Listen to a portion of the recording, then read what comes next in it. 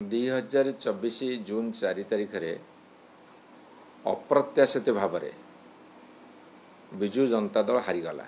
Bharatiya Janata party जीतीगला। Biju Janata Dal हारिबाटा सेतेबेले ओडिशार लोक के विश्वास करि पारलेनी। केमिति हैला बोली बारंबार आज पर्यंत प्रश्न पचारुछन्ति एवं आमे जहाँ शुणुचु जे भारतीय जनता पार्टी नेता एवं तांकर कर्मी सी विश्वास करें सी केमती जीतिले बोली।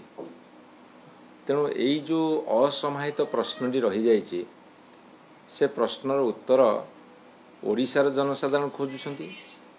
विजु जनता दल आश्चर्य प्रकट करुच्ची एवं भारतीय जनता पार्टी मध्य से विश्वास करि पारुनाहांती जे एमिति केमिति हैला।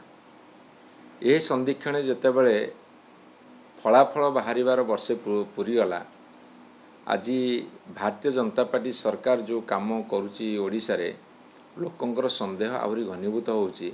कहीं से माने भल परफॉर्मेंस तो करिया दूरे कथा दूरे थाउ किंतु सामान्य परफॉर्मेंस भी करि पारुनाहांती। तेणु यही जो असमाहित प्रश्नर उत्तर धीरे धीरे ओडिशा लोक पाइलिनी एवं ओडिशा लोक मध्य भाबुछन्ति जे एभली केमिति हैला।